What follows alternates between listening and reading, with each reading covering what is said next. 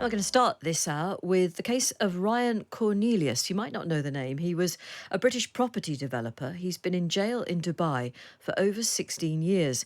He was arrested and detained in 2008, charged with defrauding the Dubai Islamic Bank in 2010, and then sentenced to 10 years in prison in the UAE. 2 months before his release date in 2018, he got another 20-year sentence based on a law brought in after his initial sentencing. In 2022, the UN found that his treatment was a breach of his human rights and that his detention is arbitrary. Well, Ryan Cornelius is now 70 and his family is campaigning for the UK government to do more to get him out of prison. I've been talking to Ryan Cornelius's brother-in-law, Chris Paget. I asked Chris when he'd last seen Ryan. Well, I haven't seen him for 16 and a half years, not since he was imprisoned. I am able to speak to him from time to time because he can phone out from the prison. He speaks to his family every day. He speaks to his wife. He tries to speak to his children. He's been doing that for the best part of 16 and a half years. What are conditions like? Obviously not good. There are 7 of them to a cell, about the size of a container. It's very cold. That's odd. They keep the air conditioning on full blast. They don't have blankets. He uses 3 towels to cover himself with every night. They're not allowed reading materials. It sounds pretty dreadful, and we should emphasise that Ryan Cornelius, your brother-in-law, is 70, so this wouldn't be easy for anybody, but for somebody of 70, this is going to be pretty tough. Take us back in time, then, to the court case that is at the heart of all this. He was detained as part of a bank fraud case, wasn't he? What exactly was that about? He was flying back to Bahrain from Karachi, decided to route through Dubai to talk to his other partners, and was arrested at the airport. He had no idea why. He was handcuffed. A hood was put over his head. He was taken to Dubai police headquarters. He was given a pretty hard time. He was roughed up in a padded cell. He could see from the file of papers in front of him that he'd been arrested on the orders of the Dubai Islamic Bank. He assumed there'd been some mistake and that he'd be able to clear it up when he got out. The man interrogating him gave him a piece of paper with, said, "Sign this and we'll let you go."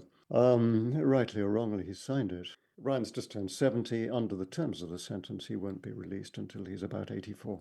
Now, your belief and the belief of the rest of your family, I would imagine, is that, quite simply, the British government has not prioritised the case of Mr Cornelius. What is the very latest that you know about what the British government has been able to do on his behalf? The British government, yes, basically, it cold-shouldered Heather, Ryan's wife, for about 15 years. I mean, they You mean what, routinely say they're in ignored? touch with the family. Didn't respond to anything she said or emailed or wrote? There was occasional consular contact with Ryan. There was no contact with her until everything changed. The big thing that we were able to do, we slowly acquired sort of help from well-wishers, including human rights lawyers who work pro bono. They submitted a case to the United Nations. They took up Ryan's case. The United Nations Working Group on Arbitrary Detention, they held a long investigation. They reached a verdict in April 2022. They said that Ryan's imprisonment was arbitrary, that he'd never received a fair trial, that he'd been held in conditions equating to torture, that 8 separate articles of the Universal Declaration of Human Rights had been breached. It was a very, very clear, very succinct judgment. From that point onwards, the Foreign Office had up until then refused to support a family plea for clemency. I had a meeting with the Minister of State of the Foreign Office, Alicia, who turned down our request. This changed after they spent 8 months studying this UN judgment and then said they made their big offer. They were finally prepared to support a family plea for clemency. They have not gone as far as calling on the Dubai government to release Ryan. The Foreign Office Minister, Annalise Dodds, in this case, said that the case of Ryan Cornelius remains a priority. You don't believe that? If Ryan, after 16 and a half years in arbitrary detention, is a priority for the Foreign Office, God help the people who are not priorities for the Foreign Office. He has not been a priority. For 16 years, the people who are keeping Ryan in prison would have had perfectly sound grounds for concluding that what they did with him was a matter of indifference to the British government. The British government did not show any sign of serious concern. So your belief is that, quite honestly, the British government, and there have been various governments during the course of Ryan Cornelius's imprisonment, they prioritise a relationship, probably quite a significant relationship, with the UAE, with the authorities in Dubai, over the plight of individual British citizens. Is that what you'd say? Yes, that's what it boils down to. Now, I should say that there was a sort of brief and rather intense flurry of hope when Lord Cameron was Foreign Secretary. He actually saw Heather, Ryan's wife, and me. He decided to take the case up personally.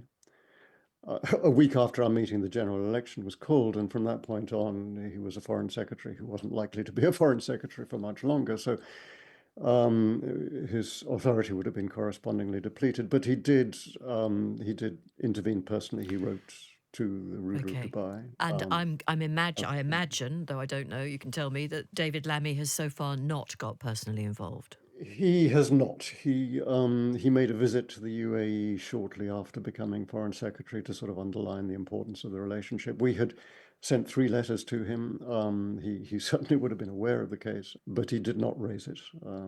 He confirmed that in response to a parliamentary question from Ian Duncan Smith, he did not raise the case. So I think the UAE authorities, who might have been a little perplexed by the fact that suddenly it was a matter of priority for a British Foreign Secretary, would have concluded after that business could continue as usual. Your brother in law has been in prison now for so long. This must have destroyed his family, really.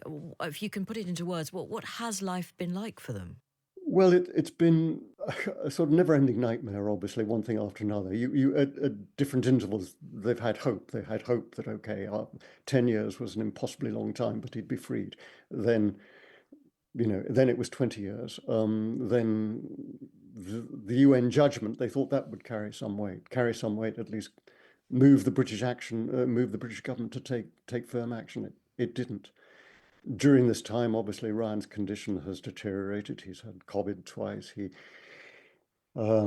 had tuberculosis. He's got numerous other ailments.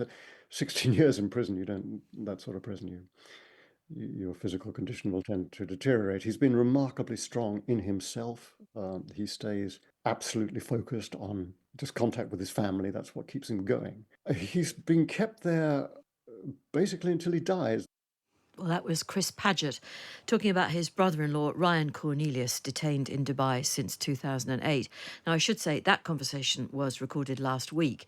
Today, in the House of Commons, the Foreign Secretary, David Lammy, has talked about Ryan Cornelius. He said, the situation of Ryan Cornelius has been raised with the UAE, and officials continue to provide consular access to Mr. Cornelius and are in contact with his family at this time.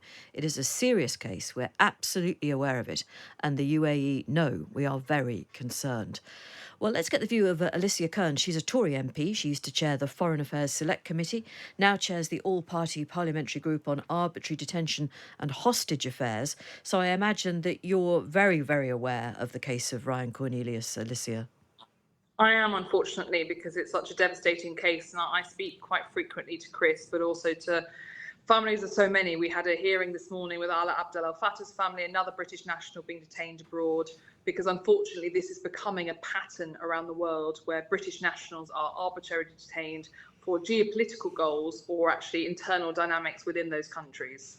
So what would the geopolitical goal be in the case of Ryan Cornelius?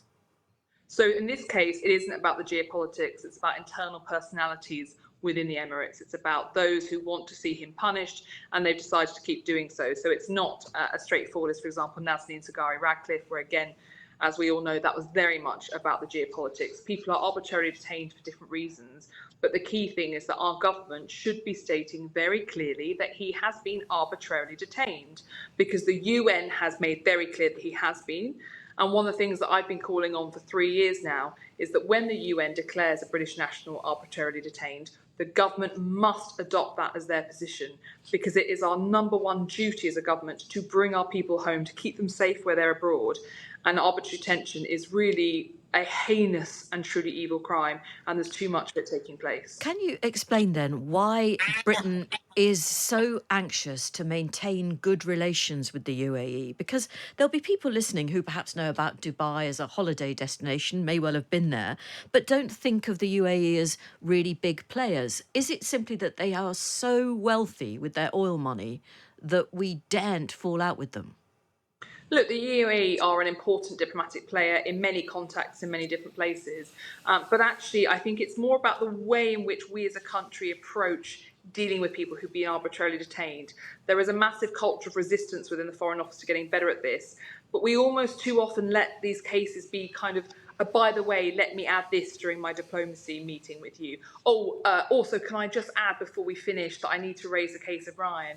But actually, we need to be far more confident and aggressive in how we pursue these cases. So, for example, before Keir Starmer goes to the UAE next month, he should be meeting with Ryan's family, because that should be messaging to the Emiratis before he goes that this is a priority. It should be one of the first things he raises, if not the first, in his meeting with his counterparts.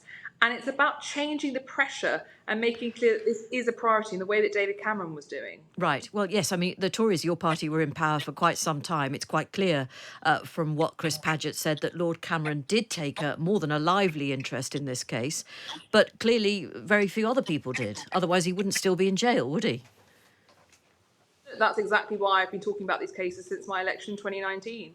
I've been the loudest voice in Parliament, whether it comes to Jimmy Lai, whether it comes to Ryan Cornelius, whether it comes to Ala Abdel Al Fattah. You name it, you have seen me challenging the need to do more to help these people, support them, bring them home.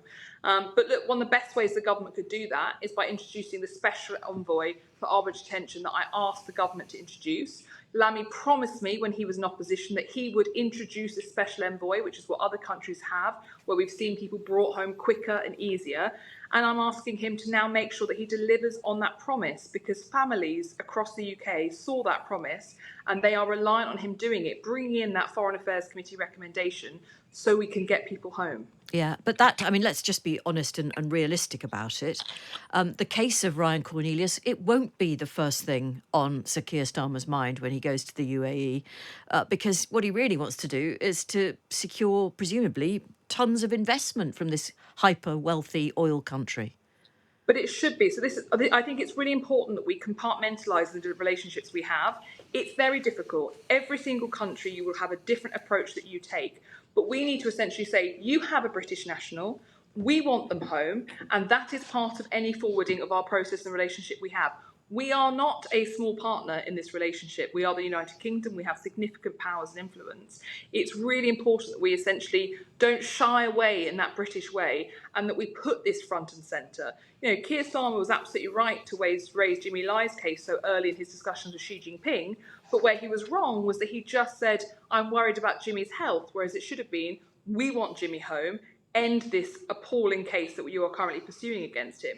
So we just need to be more athletic, I'm not picking the right word, but essentially stronger in the way in which we advance these cases, and unapologetic about putting them first, because the impact on families is utterly devastating. Yeah, but just to go back to that central point, that there are probably people held in countries that are frankly less significant geopolitically than the UAE right now, and therefore maybe the British government should prioritise maintaining a decent relationship with the UAE over the fate of one 70-year-old businessman who's been languishing in a jail for far too long, many would argue. No, so our number one duty is to our citizens. That is why the Foreign Office exists. It is what government exists to do, is to protect our people. We do not need to cut off relations with the UAE over this. We do not need to stop having relationships with countries. What we need to do is be clear of what we expect them to do and how we expect them to behave. In the same way as in any negotiation on any issue, you say what your red line is and what your condition is for continuing relationships.